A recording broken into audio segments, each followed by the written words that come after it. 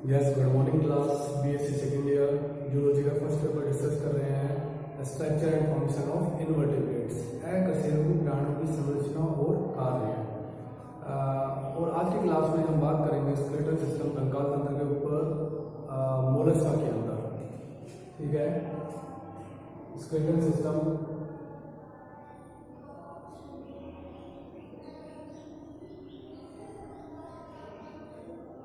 Skeletal system कंकाल तंत्र Mollusca.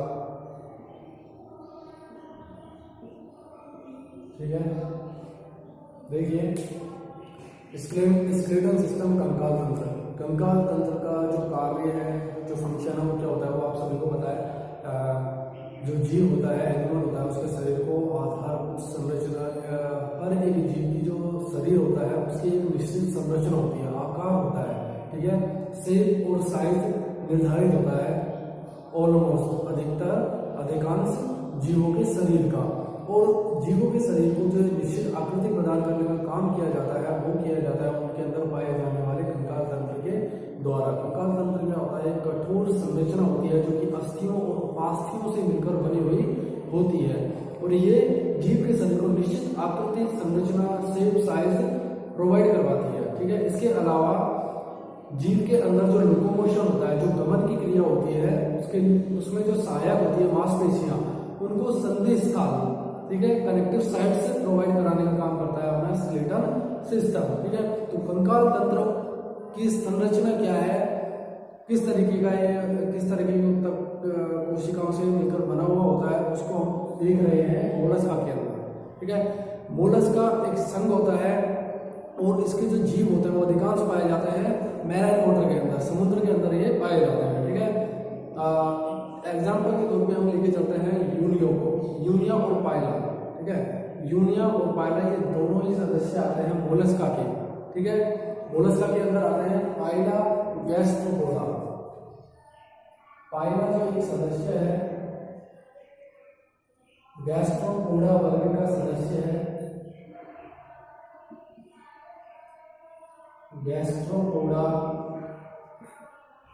वर्ग। ठीक है, पाइला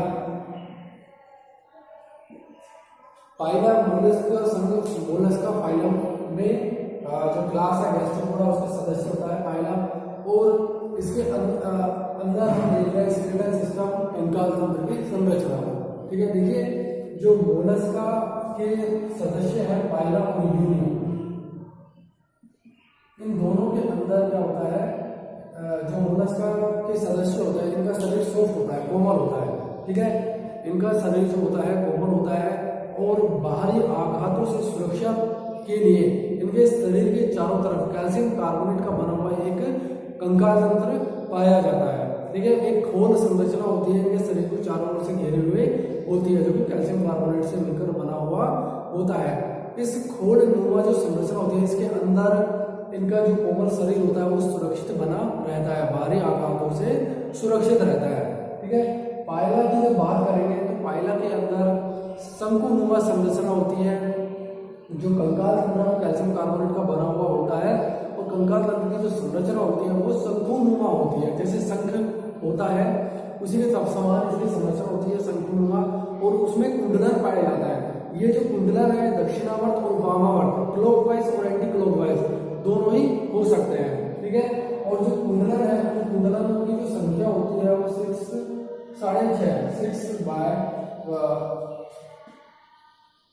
ठीक है, 6.5 राउंड होते हैं, 6.5 राउंड पाए जाते हैं इनके कवच के अंदर।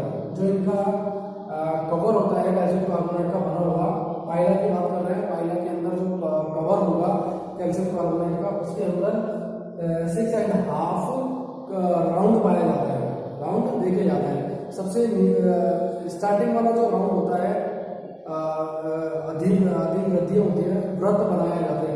ठीक है, 6.5 व्रत बना हुआ होता है, व्रत का बना हुआ होता है इनका कवच। इनके कवच के अंदर 6.5 राउंड पाया जाता है, कुंडलन पाए जाते हैं। ठीक है, शंखनुमा संरचना होती है। इस तरीके से अगर डायग्राम बना है कुछ इस तरीके की संरचना देखने को मिलती है इनके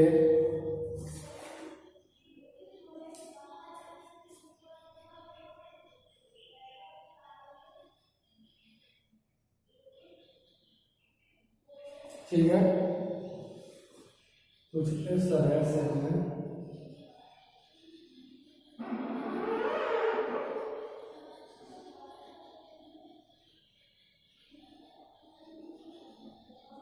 इस तरह की संरचना होती है पाइला की। ये ओपर्कुलम होता है,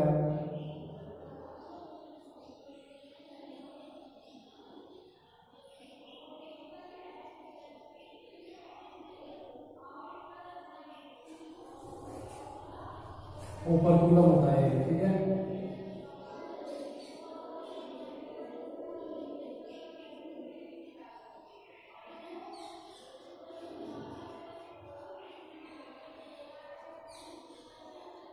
ये अभिवृद्धि रेखाएं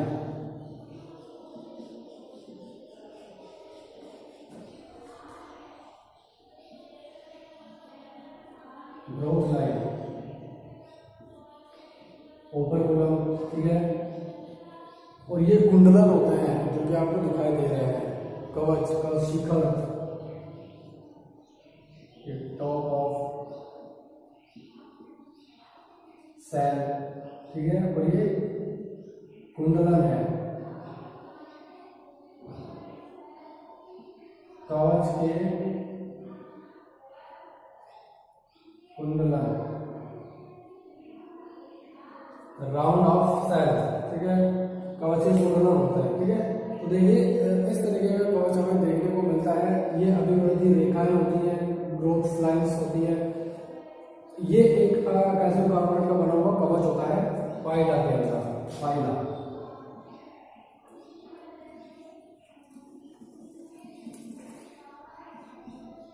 ठीक है। इसके अंदर जो शरीर है, इनका सॉफ्ट कोमल शरीर होता है, वो सुरक्षित बना हुआ रहता है। और ये पाइला जो आपको संरचना दिखाई दे रही है, ये क्या करता है, ये द्वार होता है, एक तरीके का गेट होता है, ठीक है। जब ये ओपर्कुलम खुलता है तो इसके अंदर से फुट या पादनुमा संरचना निकलती है, जिसके द्वारा गमन करने का काम किया जाता है। और जब भी कोई इसको खतरे का आभास होता है तो पादनुमा संरचना होती है, फुट, उसको अंदर कर लिया जाता है और ओपर्कुलम को बंद कर दिया जाता है। जो ओपर्कुलम ये संरचना आपको दिखाई दे रही है, इसके ऊपर एक गेट मस्कुलरी मूवमेंट पेशी नुमा संरचना पाई जाती है, जो कि इसको बंद करने का काम करती है, ठीक है, ढकने का काम करती है। इस तरीके की इसकी संरचना देखने को हमें मिलती है। और देखिए ये कवच होता है, इस तरीके के जो कवच है इसमें राउंड्स आपको देखने को मिल रहा है, ये 6.5 राउंड्स होता है, ठीक है। सबसे ऊपर का जो होता है इसे टॉप सेल कहते हैं, ये कवच की कुंडलन है। ये सबसे बड़ा कुंडलन होता है, इसे बोलते हैं देह कुंडलन, ठीक है। देह कुंडलन का फोल्ड्स ऑफ बॉडी, देह कुंडलन कहा जाता है इसे। और ये अभिवृद्धि रेखाएं, ग्रोथ लाइन्स होती हैं, ठीक है। इस तरीके की संरचना होती है पाइला की। यूनियो की अगर बात करें तो यूनियो की जो है, यूनियो पैल्सिपोडा वर्ग का सदस्य होता है, पैल्सिपोडा वर्ग का सदस्य है यूनियो।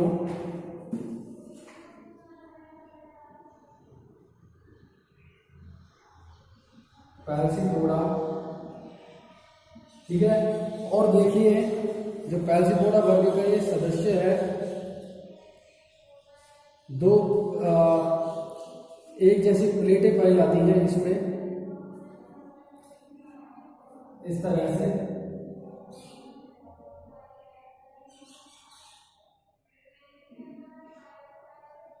इस तरह से, ठीक है। दो प्लेटें पाई जाती है कैल्शियम कार्बोनेट से बनी हुई, वो इस तरह से जुड़ी हुई होती है आपस में हिंज लिगामेंट्स के द्वारा। ये हिंज लिगामेंट्स है,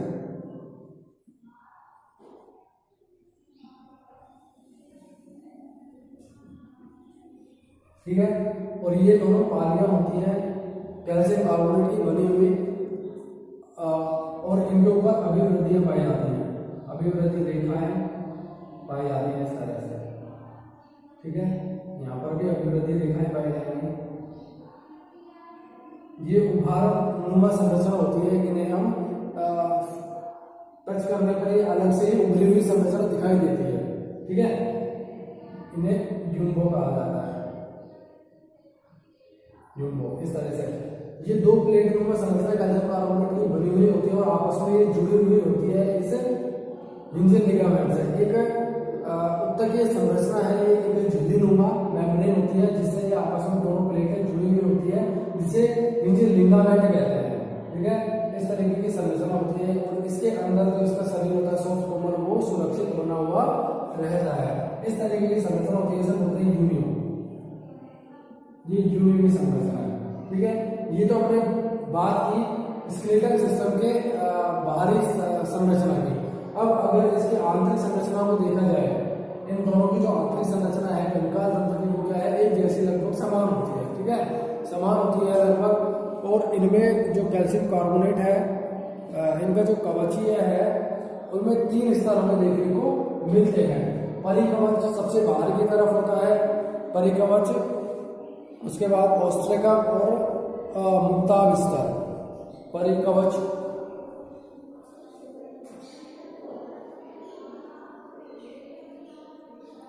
परिकवच सबसे बाहर की तरफ का जो इनका स्तर है, कैल्शियम कार्बोनेट का बना हुआ होता है, ये इसे परिकवच बोलते हैं।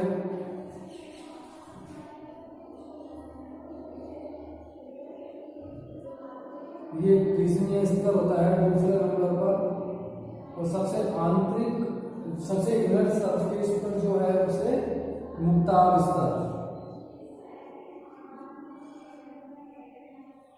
मुक्ताभ स्तर कहा जाता है, ठीक है। ये 3 स्तर, 3 लेयर देखने को हमें मिलती है इनके स्केलेटल सिस्टम के अंदर, जो कि दोनों के अंदर, पाइला के अंदर और यूनो के अंदर लगभग समान सी होती है, ठीक है। 3 स्तर हमें देखने को मिलते हैं, पेरियोस्ट्रैकम लेयर, प्रिज्मी लेयर और नैक्रेयस लेयर। तीनों लेयर्स देखने को हमें मिलेगी।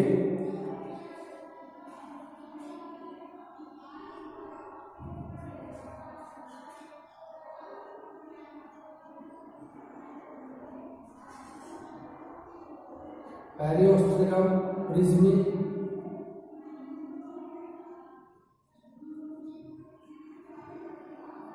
नैक्रेयस।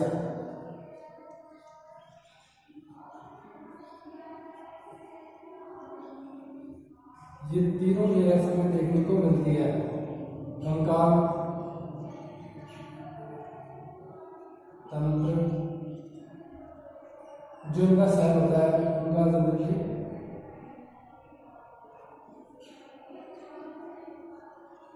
सूक्ष्म दर से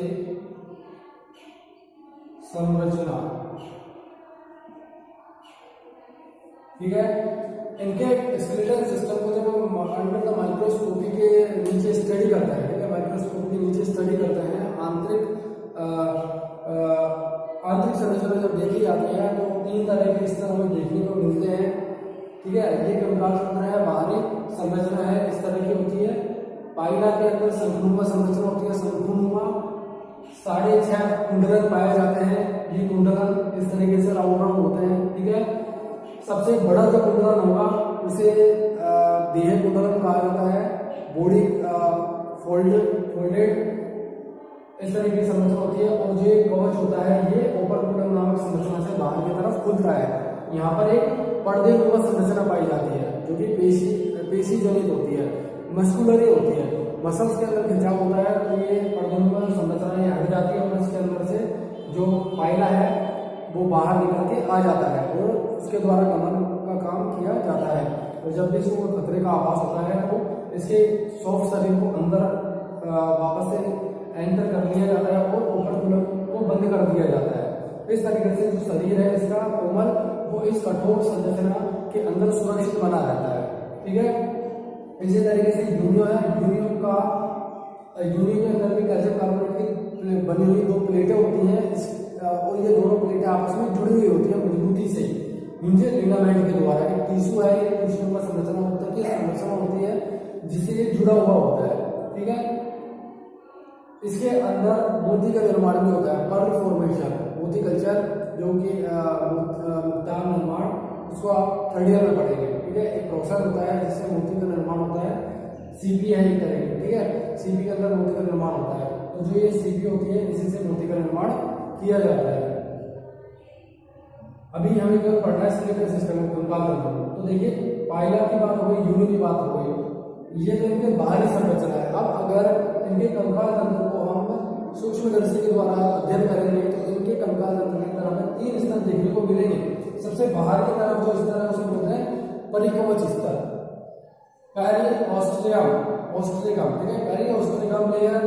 दूसरा अंदर की तरफ चलेंगे तो प्रिज्मी लेयर देखने को मिलेगी, प्रिज्मी स्तर।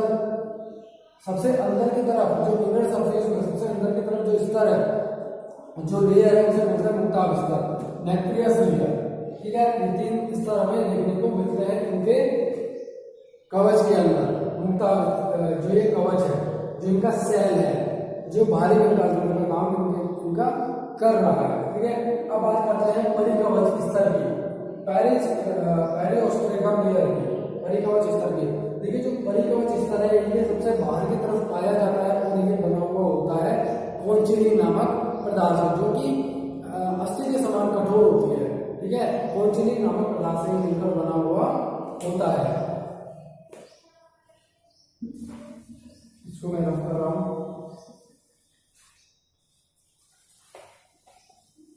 देखिए जो परिकवच स्तर है सबसे बाहरी स्तर है,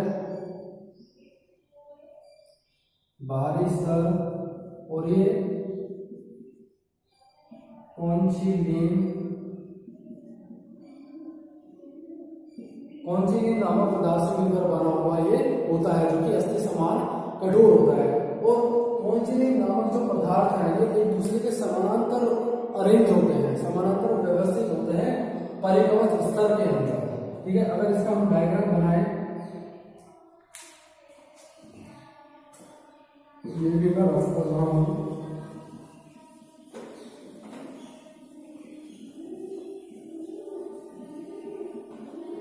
देखिए अगर परिकवच स्तर को हम डायग्राम बनाएं, पेरिओस्ट्रियम इस तरह से, यहाँ पर कैल्शियम का कॉन्चिलिन नामक जो पदार्थ है वो समानांतर व्यवस्थित होता है, इस तरह से अरेंज होते हैं और एक लेयर को फॉर्म करते हैं, स्तर को फॉर्म करते हैं, उसे बोलते हैं परिकवच स्तर या पेरिओस्ट्रियम, परिकवच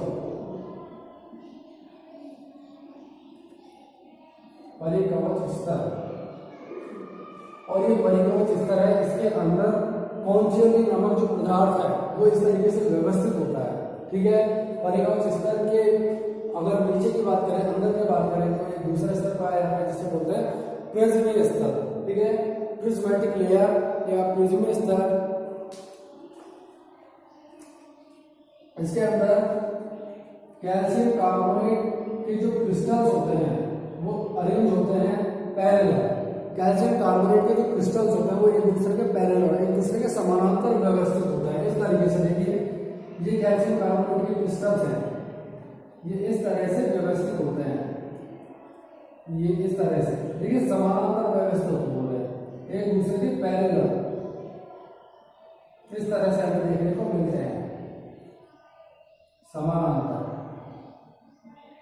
इस तरह से।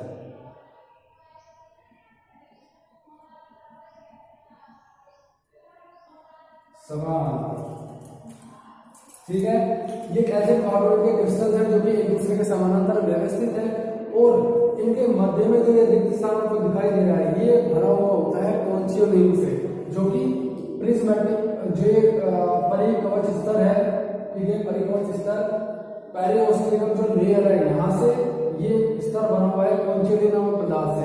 कॉन्चिलिन नामक जो पदार्थ है वो यहाँ से यहाँ पर भी व्यवस्थित होता है इस तरह से, ठीक है। ये कॉन्चिलिन नामक पदार्थ है। जो कि भरा हुआ होता है क्रिस्टल्स के मध्य में। कैल्शियम कार्बोनेट के क्रिस्टल्स के मध्य यहाँ पर अरेंज होते हैं इस तरह से।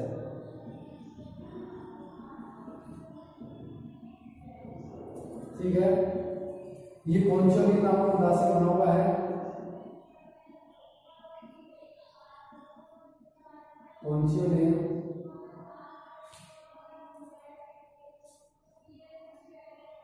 कैल्शियम कार्बोनेट के क्रिस्टल्स हैं ये। ठीक है,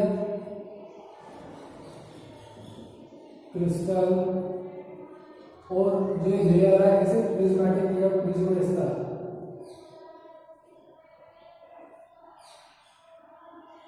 प्रिज्मी स्तर।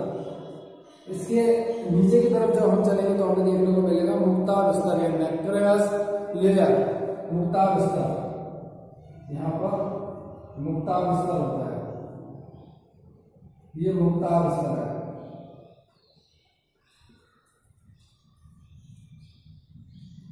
ठीक है, मुक्ताभ स्तर और मुक्ताभ स्तर में नैक्रेयस ग्लैंड पाए जाते हैं। यहाँ पर मुक्ताभ स्तर में मुक्ताभ ग्रंथियां,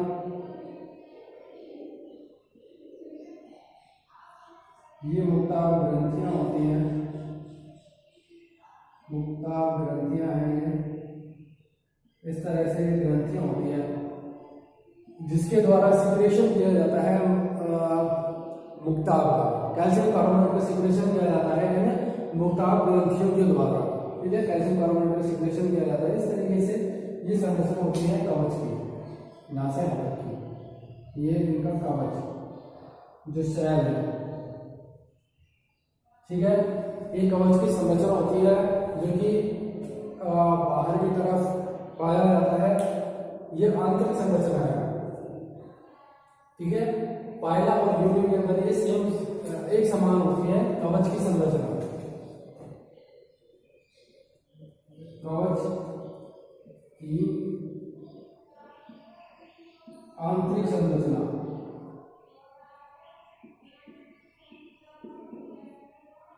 ठीक है, inner structure of cell of पायला, ये इस तरीके की संरचना हमें देखने को मिलती है। ठीक है, इस तरह से ये इनका जो शरीर है, कोमल शरीर, वो इनमें कवच के अंदर सुरक्षित बना हुआ रहता है। अब इसके बाद हम बात करते हैं तारा मछली स्टारफिश के अंदर कैल्शियम स्केलेटल सिस्टम की। ठीक है, तारा मछली के अंदर स्केलेटल सिस्टम की बात करते हैं। तारा मछली, देखिए जो तारा मछली होती है ये आपको प्रॉपर दिखाई दे रहा है। इस तरह से हमने बात की है स्केलेटल सिस्टम मोलस्का के अंदर। मोलस्का में दो उदाहरण लिए हैं हमने मोलस्का के, जिनमें हमने पाइला और यूनियो को देखा। अब बात करता है इकाइनोडर्म्स की। इकाइनोडर्म्स के अंदर स्केलेटल सिस्टम की, इकाइनोडर्म्स में जो स्केलेटल सिस्टम है उसके बारे में देख रहे हैं और एग्जांपल लेंगे स्टारफिश का। ठीक है, स्टारफिश, तारा मछली। देखिए तारा मछली जो होती है इकाइनोडर्म्स के सदस्य होते हैं। इकाइनोडर्म्स और इसका जो शरीर होता है वो कैल्शियम कार्बोनेट की बनी हुई कंटिकाओं से घिरा हुआ होता है। ठीक है, सूक्ष्म कंटिकाएं पाई जाती हैं जो कि इनके शरीर को चारों ओर से घिरे हुए होती है और एक बाहरी कंकाल तंत्र का निर्माण करती है। कंकाल तंत्र का निर्माण करती है तारा मछली में। मोलस्का में हो गया। अब इकाइनोडर्म्स में, इकाइनोडर्म्स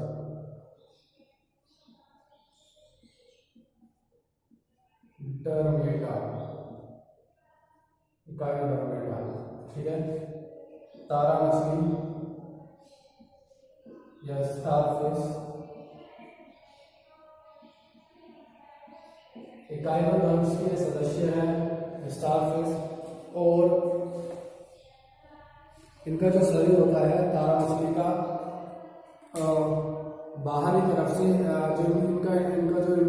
कार्बोनेटिक सिस्टम है, जो इनकी स्किन होती है, त्वचा होती है, त्वचा का जो एपिडर्मिस और डर्मिस वाला जो लेयर है, ठीक है, जो डर्मिस वाली स्किन होती है, तो ये जब इंटेग्युमेंट सिस्टम पढ़ते हैं हम त्वचा, तो जो स्किन होती है उसका निर्माण दो तरह के जन्म स्तरों से मिलकर बना हुआ होता है, एक्टोडर्म और मेसोडर्म। एक्टोडर्म फॉर्म करती है एपिडर्मिस को और डर्मिस लेयर फॉर्म होता है मेसोडर्म लेयर से, ठीक है। देखिए त्वचा की बात कर रहे हैं, त्वचा या स्किन, इसके अंदर क्या है, दो स्तर हमें देखने को मिलते हैं, एपिडर्मिस और डर्मिस। एपिडर्मिस और डर्मिस, ये दो, ठीक है। जो एपिडर्मिस है इसका जो निर्माण होता है वो एक्टोडर्म लेयर से होता है, एक्टोडर्म। और जो डर्मिस वाली लेयर है उसका निर्माण होता है मेसोडर्म से, मेसोडर्म, ठीक है। देखिए जब भ्रूणीय विकास होता है, एम्ब्रियो डेवलपमेंट होता है, तो उस टाइम पर 3 टाइप ऑफ जर्म स्तर का निर्माण होता है, जर्म लेयर्स का फॉर्मेशन होता है, 3 जर्म लेयर्स का, एक्टोडर्म, मेसोडर्म और एंडोडर्म। तो जो अपनी त्वचा होती है, स्किन होती है, उसमें 2 स्तर देखने को मिलते हैं। सबसे बाहर की तरफ जो स्तर होता है उसे एपिडर्मिस बोलते हैं, एपिडर्मिस के नीचे की तरफ एक और स्तर होता है त्वचा में, ठीक है, उसे बोलते हैं डर्मिस। तो एपिडर्मिस के जो निर्माण करने का काम होता है वो करता है एक्टोडर्म, एक्टोडर्म जन्म स्तर, और डर्मिस का निर्माण होता है मेसोडर्म, जर्मिनेटिव लेयर्स, ठीक है। तो देखिए जो तारा मछली होती है, तारा मछली के अंदर जो स्किन होगी वो सेम इसी तरह की होगी, 2 स्तर उसमें मिलकर बनी हुई है, एपिडर्मिस और डर्मिस। तो डर्मिस वाला जो भाग है, ठीक है, ये डर्मिस वाला भाग क्या करता है, कैल्शियम कार्बोनेट की कंटिकाओं का निर्माण करता है। कैल्शियम कार्बोनेट के जो स्पीगुल्स होते हैं उनका ये फॉर्मेशन करता है, और ये जो कंटिकाएं होती है ये भरकर बाहर आ जाती है, एपिडर्मिस को घेरते हुए बाहर आ जाती है, और तारा मछली के शरीर के चारों तरफ एक कैल्शियम कार्बोनेट की कंटिकाओं का बना हुआ बाहरी कंकाल हमें देखने को मिलता है। जब हम तारा मछली स्टारफिश को टच करते हैं तो उसका जो शरीर है वो क्या है, कंटीला महसूस होता है, क्योंकि कंटिकाओं निकली हुई होती है, उभरी हुई होती है, ठीक है, जो कि क्या करती है, बाहरी कंकाल के अंदर का एक्सोस्केलेटन सिस्टम का फॉर्मेशन करती है, और बाहरी कोई खतरा होता है, ठीक है, एक्सटर्नल जो कोई भी आघात होता है उससे सुरक्षा प्रदान करने का काम इनके अंदर किया जाता है, ठीक है।